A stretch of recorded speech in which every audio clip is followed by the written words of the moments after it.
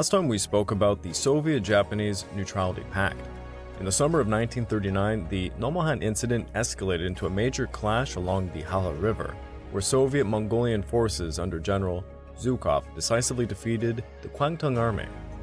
Zhukov's offensive, launched on August 20th, involved some intense artillery, bombers, and encirclement tactics, completely annihilating the Japanese 23rd Division and exposing weaknesses in Japanese mechanized warfare.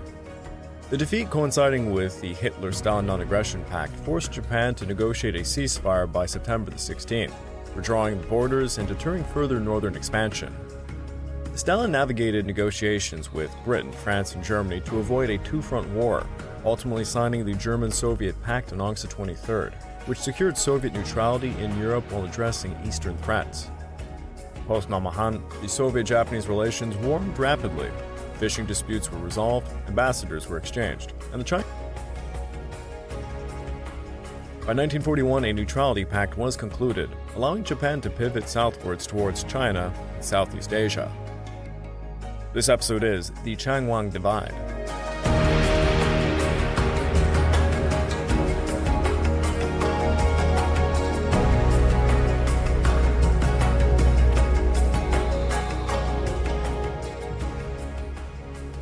Well, hello again and welcome back to the Fall and Rise of China podcast. I'm your dutiful host, Greg Watson. But before we begin, I just want to remind you all that this podcast is only made possible through the efforts of Kings and Generals over at YouTube. Perhaps you want to learn a bit more about the history of Asia? Kings and Generals has an assortment of episodes on the history of Asia, and so much more. So go give them a look over at YouTube. So please subscribe to Kings and Generals over at YouTube, and can help us produce this content by checking out www.patreon.com/kingsandgenerals. And don't forget about our sister podcasts over at the Eastern Front and Pacific War Week by Week podcast, both written and narrated by me. If after all that, you're still longing for some more history, why don't you check out my personal channel, the Pacific War channel, found over at YouTube, or my podcast series, Echoes of War, found on major podcast platforms. Over there, we're finishing up two ongoing series, one covering the Taiping Rebellion, the other covering the 7 Years' War. If you're looking to further support me, please consider checking out my YouTube membership or my Patreon account at www.patreon.com/thepacificwarchannel. By joining either of these, you get access to the exclusive podcast series, which is about 34 episodes and ongoing at this point, the latest episode covering how the alliance system led to World War I. You get early access to all the content I make and voting rights for the subjects I will tackle next. After the lengthy miniseries covering the Battle of Khalkhin Gol, we need to venture back into the Second Sino-Japanese War. However, like many other colossal events, well, a lot was going on simultaneously. So I wanted to take an episode or two to talk about something that's known as the Reorganized National Government of the Republic of China. It's quite a mouthful. To be a little bit shorter, it was known as the Wang Jingwei regime. Now, it's been quite some time since we spoke about this character, and he is going to be a large part of the Second Sino-Japanese War. After the fall of Tianjin and Beiping, the government offices in Nanjing entered their annual summer recess. All of the GMD's senior leadership, from Chiang Kai-shek down to Wang Jingwei, gathered on Mount Le, a picturesque resort in northern Jiangxi, south of the Yangtze, famed for its cliffs, clouds, and summer villas. Although Chiang had visited Mount Le every summer, this was the first occasion that nearly the entire central government assembled there. Analysts suspected the gathering was a deliberate move to relocate government functions inland in the event of total war. Dozens of the nation's leading intellectuals were invited to Mount Le to discuss strategies for countering Japan's ambitions. The forum was scheduled to begin on July 15th. It was expected to last about 27 days, in 3 phases. The Marco Polo Bridge Incident caught the Chinese off guard. Unlike with Manchuria, Beiping had long been the nation's capital, and the shock added urgency to the proceedings. When the forum, chaired by Wang Jingwei, finally opened on July 16th, speculation ran as to whether this signaled another regional conflict or the onset of a full-scale war. The media pressed for a resolute stance of resistance from the government. To dispel the mounting confusion and perhaps his own indecision, Chiang delivered a solemn speech on July 17th, declaring that if the incident could not be resolved peacefully, China would, quote, face the crucial juncture of national survival and would consider military action. If war began, every Chinese person from every corner of the country and from every walk of life would have to sacrifice all to defend the nation. Chiang's very famous Mount Lu speech was now commonly regarded as the moment when China publicly proclaimed its firm commitment to resistance. Contemporary observers, however, did not take Chiang's stance at face value. Ta Xixiang, a Peking University law professor who had been invited, recalled that after the speech, people gathered in the Hushe's room to discuss whether the peace option still remained. Chiang left the mountain on July 20th, leaving Wang Jingwei to chair the conference. The discussions continued upon their return to Nanjing, where a national defense conference was organized in mid-August. It was also Tao's first encounter with Wang. A peace faction largely composed of civil officials and intellectuals began to take shape around Wang, favoring diplomatic solutions over costly and potentially ineffective military action. Now, during this period, both Chiang and Wang publicly called for resistance, while both harbored hopes for a peaceful solution. Yet their emphasis differed. On July 29th, Wang delivered a radio address from Nanjing titled The Critical Juncture, echoing Chiang's slogan. He likewise asserted that, after repeated concessions and retreats, the critical juncture had come for China to rise against Japan. It would be a harsh form of resistance, since a weak nation had no alternative but to sacrifice every citizen's life and scorch every inch of land. Yet towards the end, Wang's speech took an ironic turn. He stated, "The so-called resistance demands sacrificing the whole land and the whole nation to resist the invader. If there is no weakness in the world, then there is also no strength. Once we have completed the sacrifice, we also realize the purpose of resistance. We hail the critical juncture. We hail sacrifice." He said so in a rather satirical way, revealing maybe his doubts about the meaning of total sacrifice. The hope for containment was crushed by Japan's ongoing advances. On November the 12th, Shanghai fell. Chiang's gamble produced about 187,200 Chinese casualties, including roughly 30,000 officers trained to the German standard. Japanese casualties were estimated at a third to half of the Chinese losses, still making it their deadliest single battle to date. The battered Japanese Imperial Army and Navy, long convinced of their invincibility, were consumed by vengeful bloodlust. The army swept from Shanghai towards Nanjing, leaving a trail of murder, rape, arson, and plunder across China's heartland. With the fall of Nanjing looming, the central government announced on November 20th that it would relocate to Chongqing, a city upriver on the Yangtze, protected by sheer cliffs. Plans for Chongqing as a reserve capital had already begun in 1935, with Hankou as the midway station. To preserve elite troops for the future while saving face, Nanjing was entrusted to General Tang Xiangju and his roughly 100,000 largely inexperienced soldiers. Nanjing would fall on December the 13th. Despite this victory, Japan's hopes of ending the China incident within 3 months were completely dashed. The carnage produced by the war, especially the rape of Nanjing, left a profound moral stain on humanity. People fled by boat, train, by buses, rickshaws, and wheelbarrows. Universities, factories, and ordinary households were moved halfway across China, step by step. The nation resolved to persevere, even in the distant mountains and deserts if necessary. In Sichuan province alone, government relief agencies officially registered about 9.2 million refugees during the war years. Chiang Kai-shek, after paying respects at Sun Yat-sen's mausoleum, flew to Mount Lu with Song Meiling.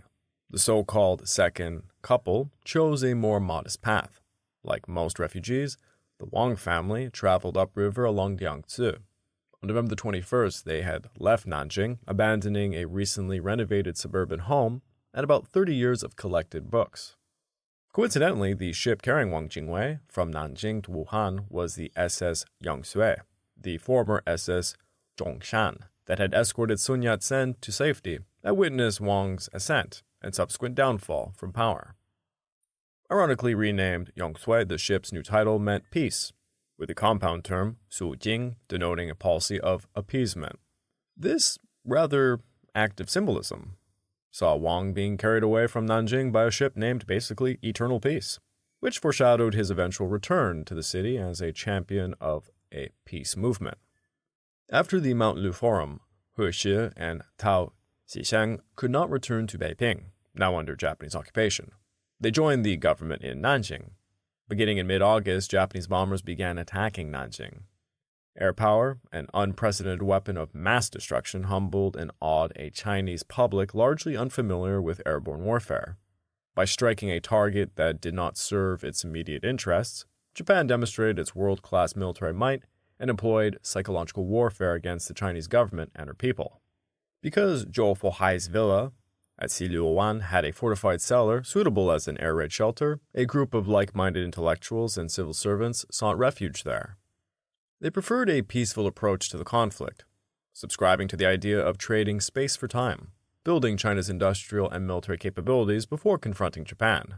Tao Xisheng and Mei Xiping, old allies of Zhou Fohai, lived in his house.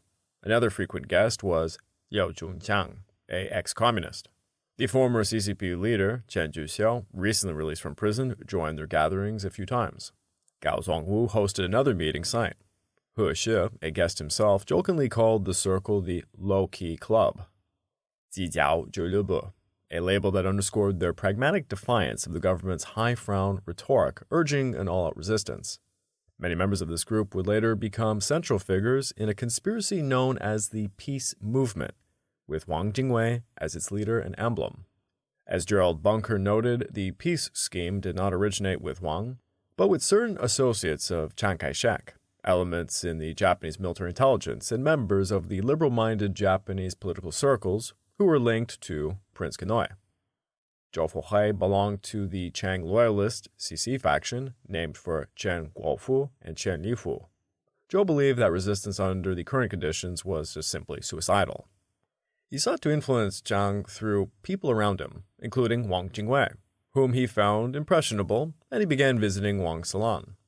Gao Zongwu, the head of the Foreign Ministry's Asian department, felt sidelined by Chiang's uncompromising stance. They shared the sense that Chiang might be willing to talk, but feared the price, perhaps his own leadership. They were dismayed by the lack of a long-range war plan beyond capitulation. Their view was that China's battlefield losses would worsen the terms of any settlement, and the war's outcome seemed to benefit Soviet Russia and undermine the GMD more than China itself. The rapid collapses of Shanghai and then Nanjing vindicated their pessimism. Chiang's autocratic decision-making only deepened their dissatisfaction. They feared China was again at risk of foreign conquest, from which it might never recover this time. Wang Jingwei became the focal point for these disaffected individuals, drawn by his pacifist leanings, intellectual temperament, and preference for consensus building. After the government relocated to Hangzhou, he lent guidance to the Literature and Art Research Society, a propagandist body led by Zhou Fohai and Tao Xisheng. Its purpose was to steer public opinion on issues like the war of resistance and anti-communism, and to advocate a stance that the government might preserve both peace and war as options. Many believed it to be Wang's private organization, but in truth, Chiang supported these activities.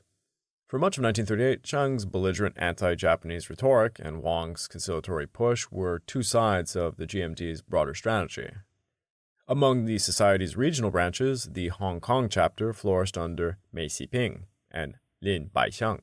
In addition to editing the South China Daily News, Lin established the Azure Books and the International Compilation and Translation Society.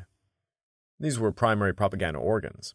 Ironically, Mei Xiping himself had been a radical during the 1919 student protests, when he helped set fire to the deputy foreign minister's house in protest of perceived capitulation to Japan. Wang also actively engaged in international efforts to broker peace between Japan and China, including Trautmann's mediation by the German ambassador. Since the outbreak of war, various Western powers had contemplated serving as mediators, but none succeeded. Nazi Germany, aligned with Japan in an anti-Soviet partnership, emerged as China's most likely ally because it did not want Japan to squander its strength in China or compel China to seek Soviet help. Conversely, Japan's interests lay in prolonging the war or achieving a swift settlement. Ambassador Trautmann met with Wang Jingwei multiple times from October 31st to early November of 1937 to confirm China's preference for peace before negotiating with Japan. The proposal Trautmann carried to Chiang Kai-shek on November 5th proposed terms including autonomy for Inner Mongolia, a larger demilitarized zone in North China, an expanded ceasefire around Shanghai, a halt to anti-Japanese movements, an anti-communist alliance, reduced tariffs on Japanese goods, and protection of foreign interests in China. Although Japan was not specifying any territorial gains, these terms deviated significantly from Chiang's demand to restore the pre-Marco Polo Bridge status quo. After the fall of Shanghai, Chiang's rigidity softened. By December the 5th at Hankou, the National Defense Conference agreed to begin peace negotiations based on Trautmann's terms, a decision that Chiang approved. But it was too late. Nanjing fell on December the 13th, and a provisional Beiping government led by Wang Kuming was established, signaling Japan's growing support for regional separatism. On December the 24th, Japan issued an ultimatum for a harsher deal to be accepted by January the 10th. In response, Chiang resigned as chairman of the Executive Yuan on January the 1st of 1938, and he was succeeded by his brother-in-law, Kong Xiangqi. Chiang declared that death in defeat was preferable to death in disgrace, and he refused to yield under coercion. The Konoye cabinet announced on January the 16th that Japan would not negotiate with Chiang Kai-shek. Trautmann's mediation had completely failed. After Konoye's announcement, mediation became even more precarious, as it placed the already deadly no-win situation between the two nations in deeper jeopardy. Secret contacts between the two governments persisted through multiple channels, sometimes at the direction of their own leaders, other times at the initiative of a cadre of officials and quasi-official figures of dubious legitimacy. Many of these covert efforts were steered by Chiang himself. In late 1937, Wang Jingwei even sent Jiang Guangbo to Rome to explore the possibility of Italian mediation between China and Japan. After meetings with Mussolini and the foreign minister, Ciano, Chen concluded that Italy had no genuine goodwill towards China and favored Japan. His conversations with other Western leaders, Belgium, France, Britain, and the United States, proved equally fruitless. In his diaries, Zhou Fohai and Chen Kuan recorded a pervasive mood of pessimism amongst the Hankou and Chongqing national government factions. Although direct champions of negotiating with Japan were very few, many voices insisted that China was on the brink of an absolute collapse, while secretly hoping peace talks would begin soon. Gao Zongwu's mission emerged from this tense atmosphere. With Konoye's cabinet refusing to negotiate with Chiang Kai-shek, many regarded Wang Jingwei as the best candidate to carry forward a diplomatic solution. Yet Wang remained convinced of his loyalty to Chiang and to Chiang's policy. The Italian ambassador visited Wuhan to offer mediation between Wang and the Japanese government, an invitation that Wang actually declined. Tang Xiaoyi's daughter traveled to Wuhan to convey Tokyo's negotiation intent, but was turned away. Even Chen Bijun, then in Hong Kong, urged Wang Jingwei to join her and start peace negotiations, and again he declined. Ta Xisang remembered a quiet night when Wang confided in him and said, "This time I will cooperate with Mr. Chiang until the very end, regardless of how the war unfolds." His stance did not change when Gao Zongwu reported that the Imperial Japanese Army General Staff Office wanted him to head the peace talks. Gao Zongwu's bid was brokered by Dong Daoning, head of the Japan Affairs section in the Foreign Ministry. Shortly after Konoye's settlement, Dong traveled to Shanghai to meet Nishi Yoshiaki, a representative of Matsuatsu and Matsumoto Shigeru, a Des Moines news agency journalist. Nishi and Matsumoto then introduced Dong to Kagase Sadeki, head of the Strategy and Tactics Department in the General Staff Office. Kagase introduced Dong to Deputy Director Tada Hayo and colleagues Ishiwara Kanji and Imai Takio, who both agreed that a peaceful resolution to the China crisis aligned with Japan's interests. It would be inaccurate to paint these figures as pacifists. Ishiwara, who helped build Manchukuo, also recognized that further incursions into China would jeopardize Japan's hard-won gains. They proposed a temporary resignation by Chiang to spare Konoye of having to retract his refusal to negotiate, thereby allowing Wang Jingwei to lead the talks. In short, the scheme aimed to save face for Konoye. Dong returned to Hong Kong and delivered a proposal to Gao Zongwu, who had been stationed there since about February, under Chiang's orders to oversee intelligence and liaison with Japan. Liao Junchang, Gao's contact, testified that Gao was paid monthly from Chiang's secret military fund. Gao went back to Hong Kong twice, on April the 2nd and on May the 30th.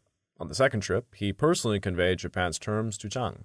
Gao later admitted that Chiang never really gave him explicit instructions, but rather cultivated an impression of their tacit approval. At no point did Gao view the deal as Chiang's betrayal. As long as Chiang retained control of the military, Wang's leadership could only be nominal and temporary. Unbeknownst to Wang, Gao's personal ties to Chiang remained hidden from him. He learned of them only through Zhou Fohai. Rather startled, he handed the information to Chiang Kai-shek and told Tao Xixang, "I cannot broker peace with Japan alone. I will not deceive Mr. Chiang." Given Tao's later departure from Wang's inner circle to rejoin Chiang, Tao's recollection could be rather trusted. 2 months later, Wang left Chongqing to pursue a peaceful settlement. A key factor may have been persistent lobbying by Zhou, Gao, Mei, and Tao, and of course his wife, Chen Bijun. Liao Junchang recalled that Kong Xiangqi objected that Gao acted without him, prompting Chiang to order Gao to halt his covert efforts, an order Gao actually ignored. Gao and Mei Xiping continued to press for a deal. Gao even spent 3 weeks in Japan in July, holding extensive talks with Kagase Sadaki and Imai Takio. Their discussions produced the first substantial articulation of the Wang Jingwei peace movement as a Sino-Japanese plot to end the China incident. On November 26th, Mei flew from Hong Kong to Chongqing with a draft of Japan's terms and Konoe's planned announcement. The proposal stated that the Japanese army would withdraw completely within 2 years once peace was reached, but it demanded that China formally recognize Manchu Kuo. Wang was to leave Chongqing for Kunming by December the 5th, then proceed to Hanoi. Upon Japan receiving news of his arrival in Hanoi, the telegram would reveal the peace terms. This pivotal movement threw Wang into intense inner turmoil. Zhou Fohai visited Wang daily, and Wang delayed decisively each time, much to Joy's frustration. Ultimately, it seemed that Chen Bijun rendered the final judgment on Wang's behalf. Yet Wang's stance was not purely involuntary. As Imai Takeo noted, he fundamentally disagreed with Chiang's strategy of resistance. The so-called scorched-earth approach caused immense suffering. 3 episodes stood out. The 1938 Yellow River flood, ordered by Chiang to impede Japan's advance, which destroyed dikes and displaced millions, yielding devastating agricultural and humanitarian consequences. The subsequent epidemics and famine that followed, producing about 2 million refugees and up to 900,000 deaths, while failing to stop the Japanese advance towards Wuhan. And the Changsha fire, ignited in the early hours of November the 13th, which killed nearly 30,000 people and devastated most of the city. These events sharpened Wang's doubts about Chiang's defense strategy, especially its reckless execution and cruelty. By late November, Wang had openly challenged Chiang's approach, delivering a series of speeches advocating his own war weariness and preference for limiting resistance to preserve national strength for future counterstrikes. He argued that guerrilla warfare burdened the people and wasted national resources that could be saved for a later, more effective defense. He urged soldiers to exercise judgment and listen to their conscience, and he attributed much of the civilian suffering to the communists. Nonetheless, with General von Packenhausen, Chiang's German advisor, now urging a shift towards smaller unit mobile warfare, Wang's critique of Chiang's strategy took on a more pointed, risky tone. If resistance equaled total sacrifice, Wang was not prepared to endorse it.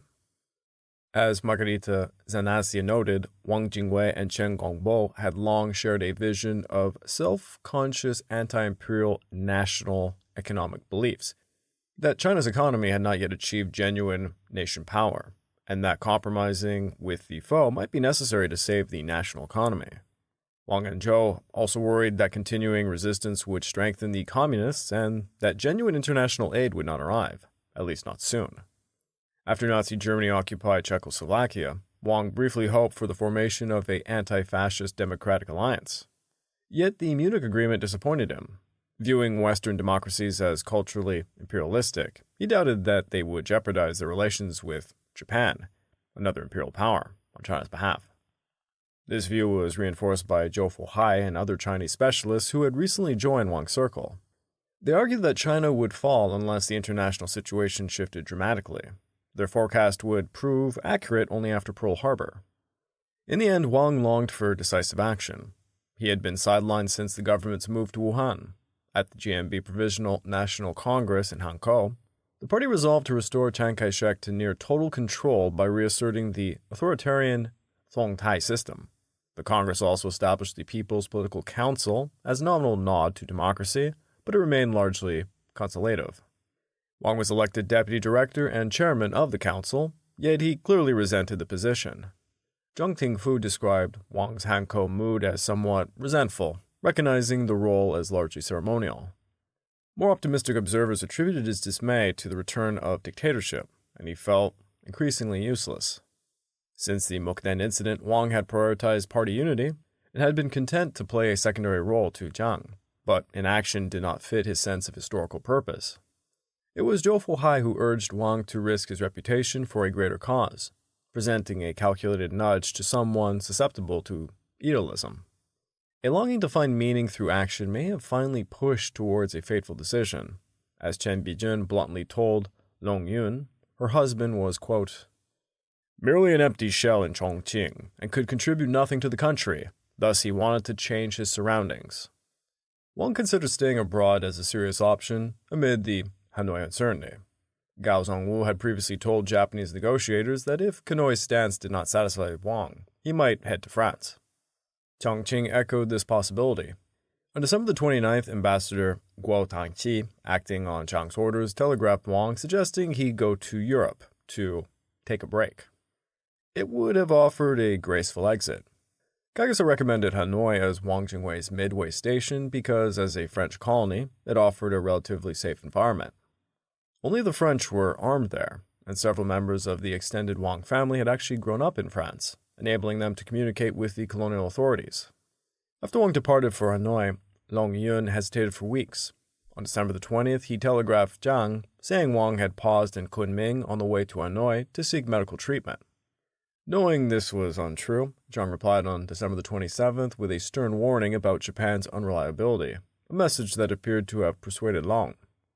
A day later, Long urged leniency for Wang. Following Wang's publication of the Yan telegram, public anger likely pushed Long towards a final decision. On January the 6th, he informed Jiang of a letter from Wang delivered by Chen Chongzhu, and he noted that Wang was considering the French option, but recommended allowing Wang to return to Chongqing to show leniency and enable some surveillance. Jiang replied 2 days later that Wang would be better off going to Europe. The extended Wang family resided in two Western-style mansions at the 25th and 27th Rue des Marchés, surrounded by high walls.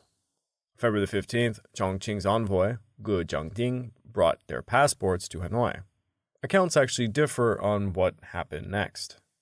One account has it that Wang offered to travel abroad if Chongqing accepted his proposal to start peace talks. If Chongqing remained indecisive, he would return to voice his dissent. Another version claimed Gu's primary task was to bring Wang back to Chongqing, which Wang declined, preferring to go to France. Although the French option was gaining favor, the Wang Circle continued to explore other avenues. In early 1939, secret contacts with the Japanese government persisted, though not always in a coordinated way. Chiang's intelligence advised that the Wang group was forming networks in Shanghai, and especially in Hong Kong, with Gao Zongwu playing a central role.